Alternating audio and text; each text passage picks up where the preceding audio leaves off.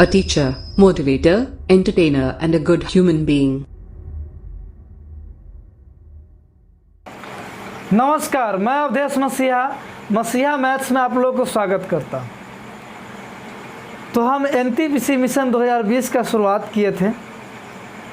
उस सिलसिला में 19 जनवरी 2014 को जो मेंस का एग्ज़ाम हुआ था, उसके मैथ्स का क्वेश्चन पेपर का डिस्कशन कराए थे पिछला वीडियो में। आज उसी क्वेश्चन पेपर के साइंस का डिस्कशन कराने जा रहे हैं। तो चलते हैं पहले क्वेश्चन पर। पहला क्वेश्चन है, 1 ग्राम वाला पदार्थ का तापमान 1 डिग्री सी बदलने के लिए आवश्यक ऊष्मा की मात्रा को क्या कहते हैं? जिसका आंसर होगा विशिष्ट ऊष्मा। क्योंकि विशिष्ट ऊष्मा जो होता है वह 1 ग्राम वाले पदार्थ का तापमान 1 डिग्री सी बदलने के लिए आवश्यक ऊष्मा होता है। इसमें एक ऑप्शन सी में लिखा हुआ है गुप्त ऊष्मा। इस गुप्त ऊष्मा के बारे में हम बतला देते हैं कि गुप्त ऊष्मा पर भी कॉम्पिटिटिव एग्जाम में अक्सर क्वेश्चन पूछे आते हैं और इस सेट में भी एक क्वेश्चन है इस पर आधारित। तो गुप्त ऊष्मा का नाम होता है लेटेंट हीट, मतलब छुपी हुई ऊष्मा। तो छुपी हुई ऊष्मा कैसे होता है कि जब कोई पदार्थ अपना अवस्था को परिवर्तन करता है तो वह उस समय जो ऊष्मा को त्याग करता है या अवशोषित करता है वही ऊष्मा लेटेंट हीट कहलाता है, यानी गुप्त ऊष्मा कहलाता है। जैसे जब हम जल को गर्म करते हैं तो उसका तापमान बढ़ते जाता है और तब तक उसका तापमान बढ़ते जाता है जब तक कि वह 100 डिग्री सी ना हो जाए। लेकिन जब उसका तापमान 100 डिग्री सी होता है तब उसको गर्म करने पर भी उसका तापमान तब तक नहीं बढ़ता है जब तक कि सारा के सारा जल भाप में न बदल जाए। यानी कि जल जब तक भाप में नहीं बदलता है तब तक उसका तापमान 100 डिग्री सी से आगे नहीं बढ़ता। तो इसका मतलब है कि हम जो उसको ऊष्मा दे रहे हैं, यानी हम उसको गर्मी दे रहे हैं, उसको गर्म कर रहे हैं, इस ऊष्मा को वह कहीं ना कहीं छिपा रहा है और इसी छिपी हुई ऊष्मा को गुप्त ऊष्मा कहते हैं। और कभी कभी क्या होता है कि इसी छिपी हुई ऊष्मा को वह त्याग करता है। कब? सब देखिए, जब हम उस भाप को ठंडा करके जल बनाना चाहते हैं, यानी उस वाष्प को संघनित करके जल बनाना चाहते हैं, उस प्रक्रिया में हम वाष्प को ठंडा करते हैं। और वाष्प को ठंडा करते हैं तो उसका तापमान कमना चाहिए, लेकिन उसका तापमान तब तक नहीं कमता है जब तक कि सारा का सारा भाप जल में नहीं बदल जाए। तो उस समय वह कहीं ना कहीं से ऊष्मा प्राप्त कर रहा होगा, तभी तो ठंडा करने पर उसका तापमान नहीं कमता है। तो वह जहाँ से वह ऊष्मा प्राप्त कर रहा था वह ऊष्मा गुप्त ऊष्मा को प्राप्त कर रहा था, यानी कि वहाँ पर गुप्त ऊष्मा का त्याग हो रहा था जिसको ही प्राप्त कर रहा था, तो वही गुप्त ऊष्मा कहलाता है। यानी गुप्त ऊष्मा जो है अवस्था परिवर्तन के समय कोई पदार्थ जो ऊष्मा त्याग करता है या अवशोषित करता है वह गुप्त ऊष्मा आता है। जैसे पानी से वाष्प बनते समय ऊष्मा का अवशोषण होता है, वाष्प से पानी बदलते समय ऊष्मा का त्याग होता है, दोनों गुप्त ऊष्मा होता है। हम उम्मीद करते हैं कि आपको गुप्त ऊष्मा अच्छी तरह समझ गए होंगे। तो अगला सवाल आपसे बन जाएगा। अगला क्वेश्चन है कि जब वाष्प द्रव में घनीभूत होता है तब क्या होता है? जब वाष्प द्रव में घनीभूत होगा तब हम उसको ठंडा करेंगे और ठंडा करेंगे तो उसका टेम्परेचर घटना चाहिए, लेकिन उसका टेम्परेचर तब तक नहीं घटता जब तक उस सारा द्रव नहीं बन जाए। यानी इसका मतलब है कि कहीं ना कहीं से छुपी हुई ऊष्मा को निकालता है, यानी निष्कासन करता है। यानी यहाँ जो है गुप्त ऊष्मा का निष्कासन होता है। यहाँ पर क्या होगा? सी ऑप्शन सही होगा। अगर इसी में क्वेश्चन रहता कि जब द्रव से वाष्प बनता है तब क्या होता है, तो वहाँ पर आपको गुप्त ऊष्मा का अवशोषण होता, यानी कि वहाँ पर ए ऑप्शन सही होता। अगला क्वेश्चन है, तांका किसका मिश्रण होता है?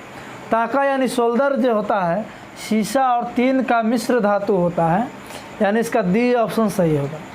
सोल्डर जो होता है जिसका गलनांक बहुत कम होता है और इसीलिए इसका उपयोग जो होता है वायर को सोल्डिंग करने में किया जाता है। अगला क्वेश्चन है, सोडा वाटर बनाने के लिए कौन सा गैस का प्रयोग होता है? तो आंसर होगा कार्बन डाइऑक्साइड यानी CO2। नेक्स्ट क्वेश्चन है, किसी वस्तु के स्थिर सरल रेखा में समरूप गति से गतिशील अवस्था में परिवर्तन के गुण को क्या कहते हैं?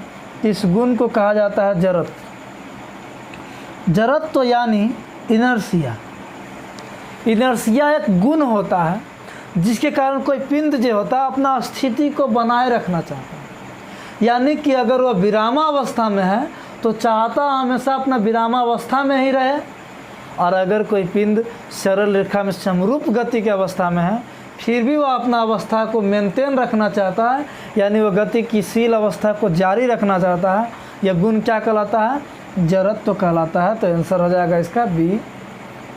अगला क्वेश्चन है, वह उपकरण जो विद्युत ऊर्जा को यांत्रिक ऊर्जा में बदलता है तो उस उपकरण का नाम होता है विद्युत मोटर।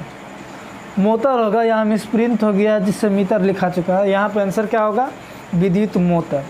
यानी विद्युत मोटर वह उपकरण है जो विद्युत ऊर्जा को यांत्रिक ऊर्जा में बदलता है। अगर इसी का अपोजिट क्वेश्चन पूछता कि कौन सा उपकरण है जो यांत्रिक ऊर्जा को विद्युत ऊर्जा में बदलता है, तो इसका डी आंसर सही होता है जनरेटर। जनरेटर जो है यांत्रिक ऊर्जा को विद्युत ऊर्जा में बदलता है। अगला क्वेश्चन है, गतिज ऊर्जा का अभिव्यंजक यानी गतिज ऊर्जा काइनेटिक एनर्जी। तो काइनेटिक एनर्जी का फॉर्मूला होता है हाफ mv², यानी इसका आंसर हो जाएगा डी। अगला क्वेश्चन है, किसी लिफ्ट में रखे गए भार मापक यंत्र के ऊपर एक 80 किलोग्राम का व्यक्ति खड़ा है। यदि लिफ्ट का तार टूट जाती है तो गिरते हुए लिफ्ट में व्यक्ति का भार कितना होगा? तो देखिए, गिरते हुए लिफ्ट में भारहीनता की स्थिति हो जाती है, और जब भारहीनता का स्थिति हो जाती है तो उस व्यक्ति का भार कितना हो जाएगा?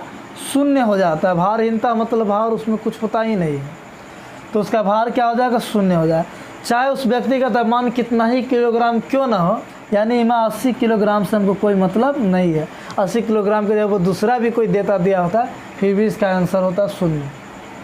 अगला क्वेश्चन है, प्रतिध्वनि। प्रतिध्वनि मतलब होता है इको साउंड। तो ये इको साउंड क्या होता है? इको साउंड मतलब होता है कि जब कोई साउंड हमको किसी माध्यम से टकरा करके दोबारा सुनाई देती है तो वह इको साउंड कहलाता है। यानी प्रतिध्वनि हमको सुनने के लिए ध्वनि का क्या होना चाहिए? परावर्तन होना चाहिए। तो इसका हो जाएगा ए ऑप्शन। अगला क्वेश्चन है, पानी से भरे एक बर्तन में बर्फ़ का एक टुकड़ा तैर रहा है, तो पूरा बर्फ़ अगर पिघल जाएगा तो बर्तन में जल का स्तर क्या होगा? तो बर्तन में जल का स्तर जो होगा अपरिवर्तित होगा, नहीं बढ़ेगा नहीं घटेगा। अगला क्वेश्चन है, 2 समांतर दर्पण के बीच धातु के एक गोला रखा जाता है तो बने प्रतिबिंब की संख्या कितनी होगी?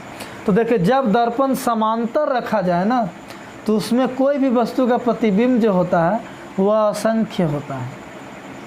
अगला क्वेश्चन है, अमेरिका का वह कौन सा अंतरिक्ष विमान क्षतिग्रस्त हुआ जिसमें कल्पना चावला की मृत्यु हुई थी? कल्पना चावला अंतरिक्ष पर चढ़ने वाली प्रथम भारतीय महिला थी और उनका मृत्यु जो है कोलंबिया नामक अंतरिक्ष विमान से हुआ था। तो पहला ऑप्शन सही हो जाएगा। अगला क्वेश्चन है सार्स। तो सार्स बीमारी का ए अक्षर किससे निरूपित करता है, ये हमको पूछ रहा है। तो सार्स में एस का मतलब होता है सेवियर, ए का मतलब होता है एक्यूट, आर का मतलब होता है रेस्पिरेटरी, एस का मतलब होता है सिंड्रोम। यानी कि सार्स में हमको पूछ रहा है ए का मतलब क्या होगा, तो ए का मतलब होगा एक्यूट, यानी डी ऑप्शन सही होगा। ये सार्स जो है श्वसन संबंधी बीमारी है जो कोरोना वायरस की वजह से होता है। यह सार्स कोरोना वायरस 2002 में चाइना में आया था और वहाँ से पूरी दुनिया में महामारी की तरह फैला था।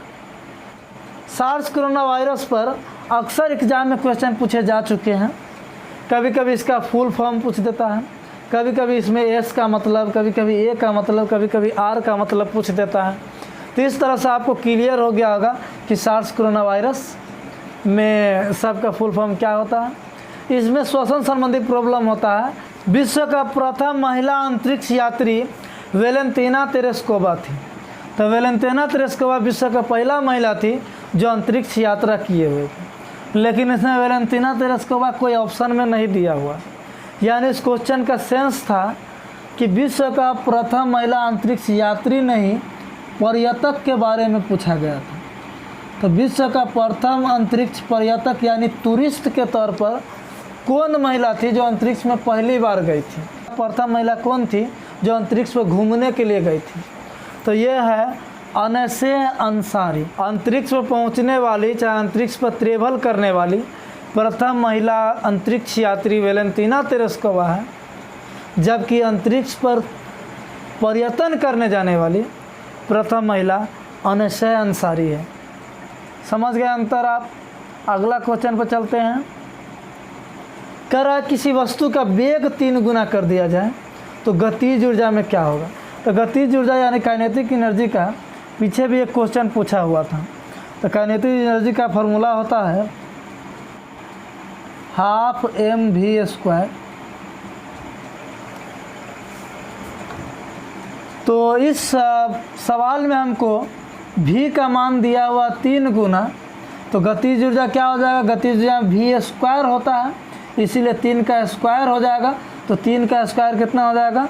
9 गुना हो जाएगा। सी ऑप्शन सही होगा। अगला क्वेश्चन है, कोई वस्तु 9.8 मीटर पर सेकंड के वेग से लंबवत ऊपर फेंकी जाती है तो वह कितने समय में वापस ज़मीन पर लौटेगा? यानी वस्तु का शुरुआती चाल हमको मालूम है, u बराबर मालूम है 9.8।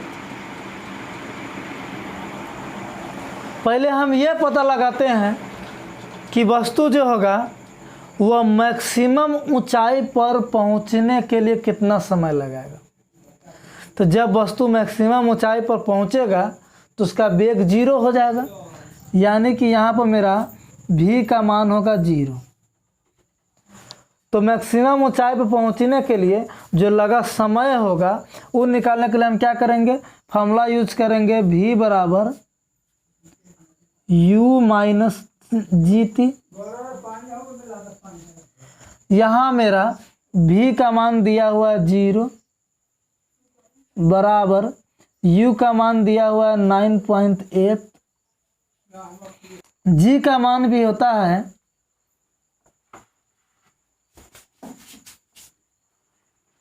9.8 मीटर पर सेकंड स्क्वायर और गुना 3। तो इससे हमको हो जाएगा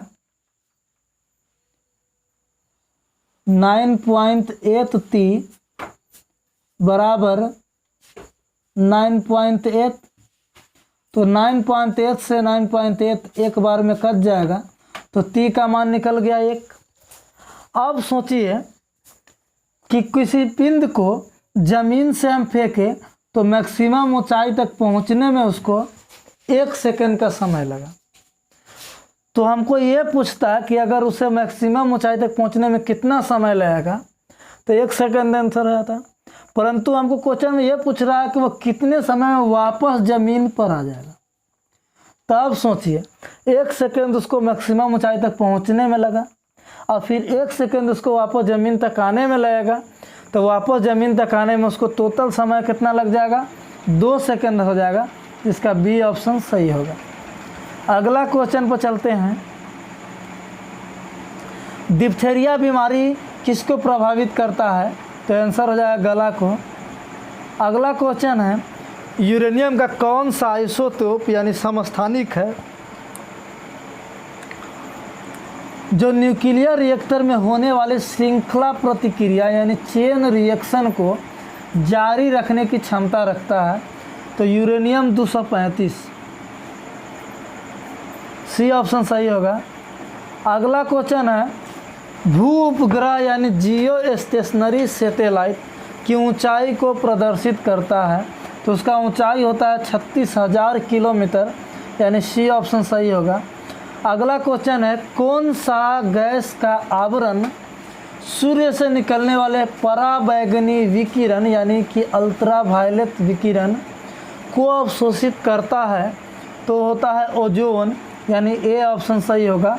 ओजोन का सूत्र होता है O3। याद कर लीजिएगा, कभी कभी एग्जाम में पूछता रहता है। अगला क्वेश्चन है, विटामिन के कमी के फलस्वरूप कौन सा बीमारी होता है? विटामिन के का केमिकल नेम यानी रासायनिक नाम फिलोक्विनोन होता है। यह फिलोक्विनोन जो है रक्त को थक्का होने में मदद करता है, जिसके वजह से कटने और फटने पर रक्त कम निकलता है। तो विटामिन के की कमी के फलस्वरूप क्या हो सकता है कि रक्त जो है थक्का नहीं हो पाएगा, जिसके वजह से ऑपरेशन करने पर अधिक रक्तस्राव होगा, यानी डी ऑप्शन सही होगा। शल्य क्रिया के उपरांत अधिक रक्त का स्राव होना। अगला क्वेश्चन है, जब साइकिल चालक वक्र पथ पर चलता है तो किधर की ओर झुकता है? देखिए, जब साइकिल चालक वक्र पथ पर चलेगा तो क्या होगा, उसको सेंट्रीपिटल फोर्स को जनरेट करना होगा, यानी अभिकेंद्रीय बल जनरेट करना होगा। तो अभिकेंद्रीय बल को जनरेट करने के लिए उसे अंदर की ओर झुकना पड़ेगा, यानी कि इसका हो जाएगा सी ऑप्शन सही। अगला क्वेश्चन है, 1 माइक्रोन किसके बराबर होता है? तो 1 माइक्रोन जो होता है वह होता है 10 के पावर -3 mm के बराबर। तो 10 के पावर -3 जो होगा वह होता है 0.001 mm, यानी कि आपको डी ऑप्शन सही है। अगर यही बात पूछता है 1 माइक्रोन मीटर में कितना होता है, तो 1 माइक्रोन मीटर में जो होता है वह 10 के पावर -6 होता है। ये भी याद कर लीजिए, कभी कभी एग्जाम में पूछता रहता है 1 माइक्रोन बराबर कितना मीटर, तो 10 के पावर -6 मीटर। और 1 माइक्रोन बराबर कितना मिलीमीटर, तो 10 के पावर -3 मिलीमीटर, यानी 0.001 mm। अगला क्वेश्चन पर चलते हैं, मायोपिक आँख किसके प्रयोग द्वारा ठीक किया जा सकता है? तो मायोपिक मतलब होता है निकट दृष्टि दोष, और निकट दृष्टि दोष को दूर करने के लिए अवतल लेंस का उपयोग किया जाता है। अवतल दर्पण नहीं होगा, अवतल लेंस, यानी कि ए ऑप्शन सही होगा। अगला क्वेश्चन है, निम्नलिखित में कौन सा गुणधर्म ठोस, द्रव और गैस के लिए भिन्न होता है? तो देखिए, ठोस, द्रव और गैस में अणुओं का गति अलग अलग होता है, यानी पहला ऑप्शन सही होगा, क्योंकि ठोस, द्रव और गैस में अणु का बीच का गैप जो होता है अलग अलग होता है। ठोस में जो होता है उसके कणों का बीच का गैप बहुत कम होता है, इसलिए उसमें अणुओं का गति न के बराबर होता है, बहुत कम होता है। द्रव में जो होता है उसके कणों का बीच का गैप ठोस की तुलना में अधिक होता है, इसलिए द्रव में जो होता है उसमें अणुओं का गति जो होता है अधिक, ठोस की तुलना में अधिक होता है। लेकिन गैस में क्या होता है, उसके कणों का बीच का गैप सबसे ज़्यादा होता है, इसलिए गैस में अणुओं का गति सबसे अधिक होता है। तो इस तरह से आपको पता चल गया होगा कि ठोस, द्रव और गैस में कौन सा भिन्न होता है, तो अणुओं का गति भिन्न होता है। अगला क्वेश्चन है, निम्नलिखित में कौन सा परिवर्तन रासायनिक परिवर्तन नहीं है, पूछ रहा है। तो देखिए, रासायनिक परिवर्तन मतलब केमिकल चेंज है। तो रासायनिक परिवर्तन वह परिवर्तन होता है जिसमें कोई नया पदार्थ बनता है और हम उस प्रक्रिया को उलट देंगे ना, फिर भी हम पुराना पदार्थ को प्राप्त नहीं कर सकते। जैसे कि लोहे में जंग लगना, तो लोहे में जंग लगने के कारण लोहा के ऊपर कोई नया परत बनता है और उस जंग से फिर हम लोहा को प्राप्त नहीं कर सकते, यानी ये मेरा केमिकल परिवर्तन होगा। दूध से दही बनना भी केमिकल परिवर्तन है, क्योंकि दूध से जब दही बनेगा तो दही एक नया पदार्थ है और फिर हम दही से दूध को प्राप्त नहीं कर सकते। इसी तरह कोयला को जलना भी रासायनिक परिवर्तन होगा, कि कोयला को जल जाएगा तो फिर हम उस राख से कोयला को नहीं प्राप्त कर सकते, यानी कि इसका ACD जो है रासायनिक परिवर्तन है।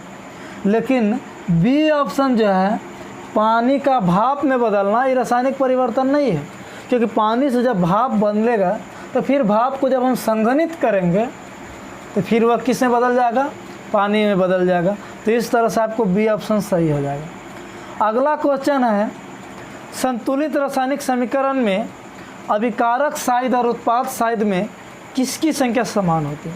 तो देखिए, संतुलित रासायनिक समीकरण होता है वह समीकरण जिसके अभिकारक में मौजूद परमाणु की संख्या उत्पाद में मौजूद परमाणु की संख्या के बराबर होती है। यानी कि दोनों साइड में अगर हम परमाणु की संख्या बराबर कर दें तो समीकरण संतुलित हो जाता है। तो इसमें आंसर क्या हो जाएगा, सी ऑप्शन सही हो जाएगा।